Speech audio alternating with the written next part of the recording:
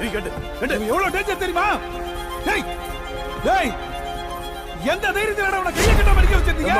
கையை கட்டினா மட்டும் பத்தாதடா, அன்னைக்கு காட்டுல பார்த்ததெல்லாம் மறந்துட்டியா?